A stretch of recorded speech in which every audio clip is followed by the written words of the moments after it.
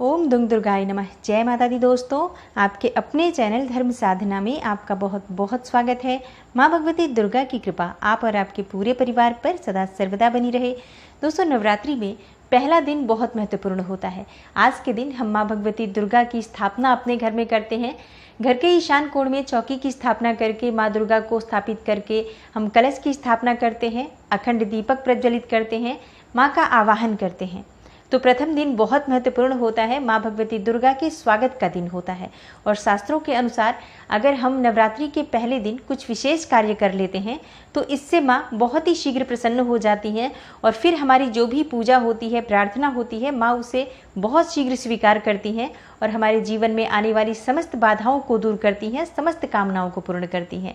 तो आज की वीडियो में मैं आपसे बात करने वाली हूँ कि नवरात्रि के पहले दिन हम ऐसा क्या करें जिससे कि माँ की कृपा हमें बहुत शीघ्र मिल जाए और हमारे जीवन में सुख समृद्धि, धन वैभव की प्राप्ति हो, संतान की प्राप्ति हो, या फिर अगर किसी भी विशेष कामना से आप माँ की पूजा आराधना कर रहे हैं, कोई भी आपकी ऐसी कामना है जो चाहते हैं कि माँ शीघ्र ही पूर्ण कर दे, तो नवरात्रि के दिन माँ को शीघ्र प्रसन्न करने के लिए आपको इन 9 बातों का ध्यान ज़रूर रखना चाहिए। तो वीडियो को पूरा ज़रूर देख लीजिए और अगर आपको आज की वीडियो अच्छी लगे तो लाइक भी कीजिए, शेयर भी कीजिए फैमिली फ्रेंड्स के साथ। और चैनल पर पहली बार आए हैं, अगर अभी तक आपने मेरे चैनल को सब्सक्राइब नहीं किया है तो चैनल को सब्सक्राइब करके बेल बटन को ज़रूर प्रेस कर लीजिए। इससे ये होगा कि इस तरह की सभी वीडियोज़ की नोटिफिकेशन आपको सही समय पर प्राप्त हो जाएगी। बात करें कि नवरात्रि के पहले दिन हमें पहला कौन सा कार्य करना चाहिए।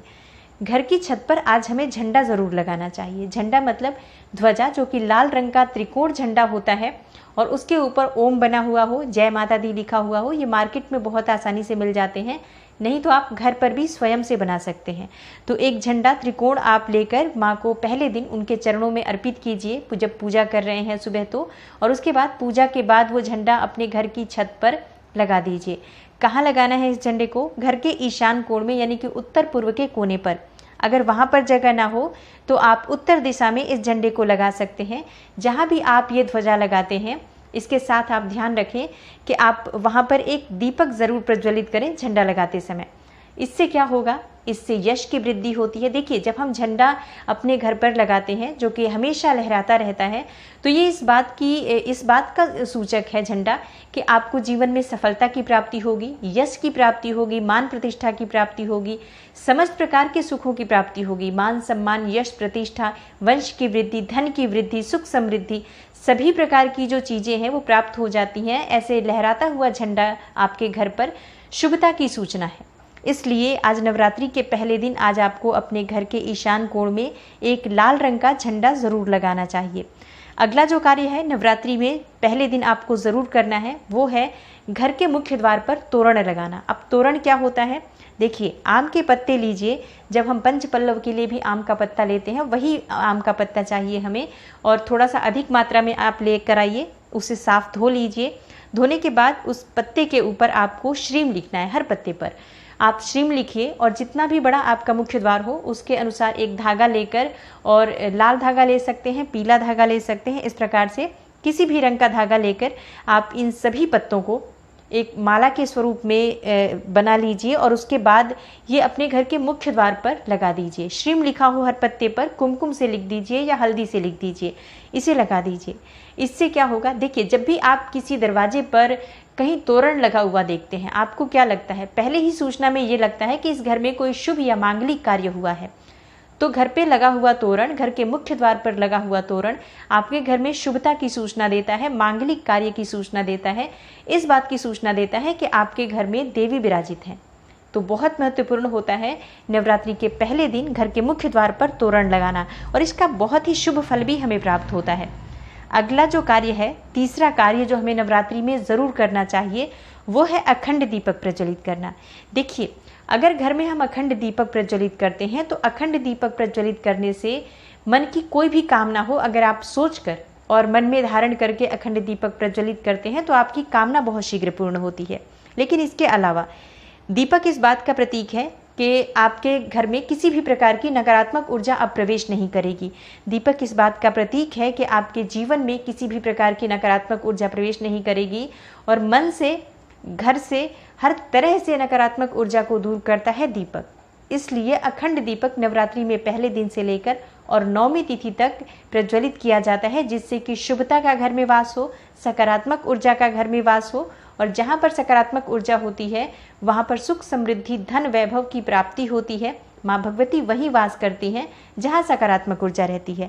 इसलिए हम घर के मुख्य द्वार पर तोरण लगा रहे हैं ताकि बाहर से मुख्य द्वार से किसी भी प्रकार की नकारात्मक ऊर्जा हमारे घर में प्रवेश न करे।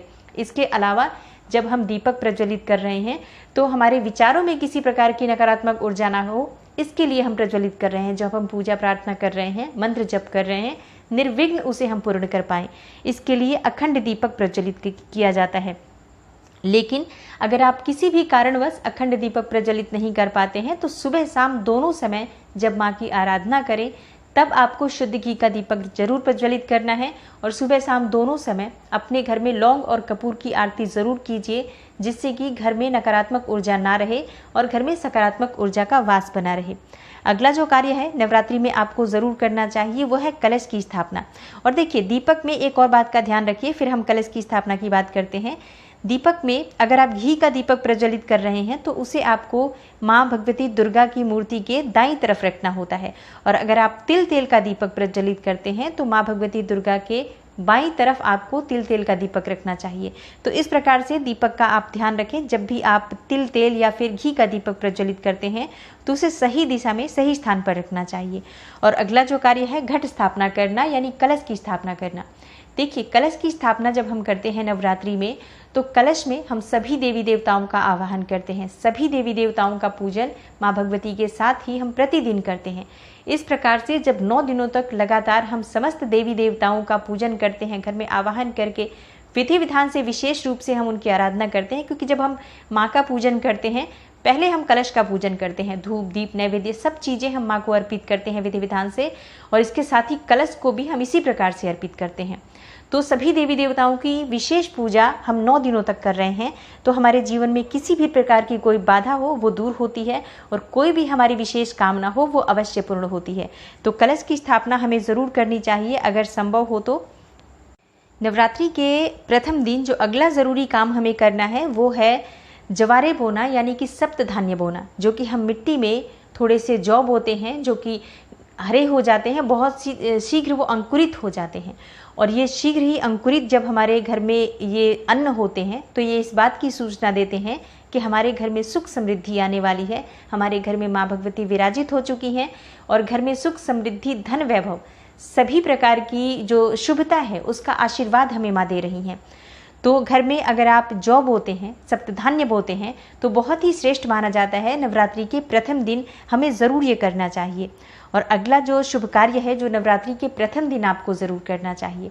वैसे तो बहुत से भक्त नवरात्रि के पूरे 9 दिनों तक व्रत धारण करते हैं, बहुत से भक्त जल पीकर या फिर फलाहार के द्वारा इस व्रत को धारण करते हैं।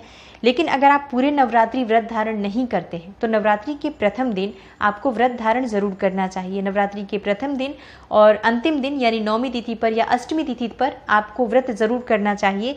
तो प्रथम दिन बहुत महत्वपूर्ण है। माँ भगवती दुर्गा की हम आराधना करते हैं, विधि विधान से उनका आवाहन करके पूजन कर रहे हैं, तो प्रथम दिन आपको व्रत जरूर करना चाहिए और संभव हो तो पूरे नवरात्रि व्रत करना चाहिए। पूरे नवरात्रि जब हम व्रत करते हैं, माँ की पूजा आराधना करते हैं, सात्विकता के साथ माँ की आराधना करते हैं तो माँ शीघ्र ही प्रसन्न होती हैं। लेकिन व्रत तभी धारण करें जब आप स्वस्थ हो पूर्ण रूप से। अगर आप स्वस्थ नहीं हो, व्रत रखने में असमर्थ हो, तो सिर्फ आप शुद्ध सात्विक भोजन यानी कि बिना लहसुन प्याज का भोजन लेकर माँ की आराधना सुबह शाम करें तो सच्चे मन से भक्ति भाव से हम माँ की आराधना करते हैं तो माँ शीघ्र ही प्रसन्न होती हैं। अगर व्रत धारण की रखने की अगर आपकी शक्ति या सामर्थ्य शारीरिक रूप से नहीं है तो आपको व्रत नहीं रखना चाहिए। लेकिन अगर संभव हो तो पहले दिन फलाहार के द्वारा आप व्रत धारण जरूर कीजिए। अगला जो ज़रूरी कार्य है जो नवरात्रि में आपको ज़रूर करना है, घर के मुख्य द्वार पर दोनों तरफ स्वास्तिक का चिन्ह ज़रूर बनाइए। स्वास्तिक क्यों बनाना चाहिए? देखिए, मैं आपको लगभग अक्सर इस वीडियोज़ में बताती हूँ कि घर के मुख्य द्वार पर जब हम किसी शुभ दिन पर या किसी शुभ तिथि पर, किसी शुभ त्योहार पर हम जब कोई स्वास्तिक बनाते हैं घर के मुख्य द्वार पर, तो ये इस बात की सूचना है कि हम माँ भगवती का स्वागत कर रहे हैं अपने घर में, माँ लक्ष्मी का अपने घर में स्वागत कर रहे हैं, माँ लक्ष्मी हमारे घर में विराजित हो रही हैं। तो इसलिए माँ के स्वागत के लिए मुख्य द्वार के दोनों तरफ आपको हल्दी या फिर कुमकुम के द्वारा स्वास्तिक बनाना चाहिए। और न सिर्फ आप स्वास्तिक बनाएं, बल्कि जब आप स्वास्तिक बना लेते हैं दोनों तरफ, तो उसके बाद आप उस स्वास्तिक का पूजन भी कीजिए, जैसे कि धूप, दीप, अक्षत और जल थोड़ा सा गिराकर और उस स्वास्तिक का पूजन कीजिए। माँ भगवती का स्वरूप मानकर इस स्वास्तिक का जब हम पूजन करते हैं तो स्थायी रूप से माँ लक्ष्मी का वास हमारे घर में होता है। तो ज़रूर आपको इस बात का ध्यान रखना है। और 9वां जो सबसे ज़रूरी काम है, जो हमें सुबह ज़रूर करना है स्नान इत्यादि करने के बाद नवरात्रि के प्रथम दिन, और आप प्रतिदिन कर सकते हैं, लेकिन प्रथम दिन विशेष रूप से अनिवार्य है ये काम कि घर में आप गंगा जल का, शुद्ध गंगा जल का छिड़काव कीजिए। गंगा जल ना हो तो आप शुद्ध जल भी अभिमंत्रित करके, जैसे माँ भगवती के पास आप थोड़ी देर तक उस जल को रख दीजिए। उसके बाद आप जैसे मंत्र जप वगैरह करते हैं, विधि विधान से जब पूजा करते हैं, तो वो जल अभिमंत्रित हो जाता है। उस जल के द्वारा आप पूरे घर में, घर के कोने कोने में, मुख्य द्वार से लेकर और हर तरफ उस जल का छिड़काव कीजिए, जिससे कि घर में सकारात्मक ऊर्जा का वास हो। और जो भी हम मंत्र जाप कर रहे हैं, अनुष्ठान कर रहे हैं, माँ की आराधना कर रहे हैं, उसमें किसी प्रकार की कोई बाधा ना आए, इसके लिए घर से नकारात्मक ऊर्जा का दूर होना अत्यंत ही आवश्यक है। और घर में सकारात्मक ऊर्जा जितनी अधिक रहेगी, उतना अधिक समय तक, उतने अधिक सच्चे मन से हम माँ की आराधना कर पाएंगे। देखिए, नकारात्मक ऊर्जा की वजह से हमारे पूजा में, हमारी प्रार्थना में, मंत्र जप में बाधाएं आती हैं। इसलिए इन बाधाओं को दूर करने के लिए नवरात्रि के प्रथम दिन ये 9 नियम बनाए गए हैं कि अगर हम विधि विधान से इन 9 नियमों का पालन नवरात्रि के पहले दिन कर लेते हैं, तो पूरे नवरात्रि हम माँ की आराधना निर्विघ्न कर पाते हैं। और इस प्रकार से जब हम माँ की आराधना करते हैं निर्विघ्न भाव से, मतलब किसी प्रकार की कोई बाधा ना आए आपकी पूजा में, मंत्र जाप में और अनुष्ठान में, तो आपकी पूजा संपन्न होती है अच्छे से, और सफलता की भी प्राप्ति होती है। तभी जब हमारी पूजा अच्छे से संपन्न होगी, तभी हमें माँ का आशीर्वाद भी प्राप्त होता है।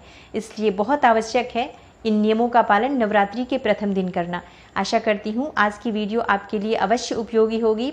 और आज की वीडियो अगर आपको अच्छी लगी हो तो लाइक ज़रूर कर दीजिए, शेयर कर दीजिए फैमिली फ्रेंड्स के साथ। और चैनल पर पहली बार आए हैं, अगर अभी तक आपने मेरे चैनल को सब्सक्राइब नहीं किया है तो चैनल को सब्सक्राइब ज़रूर कर लीजिए और बेल बटन को भी प्रेस कर लीजिए। इससे ये होगा कि इस तरह की सभी वीडियोज़ की नोटिफिकेशन आपको सही समय पर प्राप्त हो जाएगी। मैं मिलती हूँ आपसे अगली वीडियो में, तब तक के लिए नमस्कार।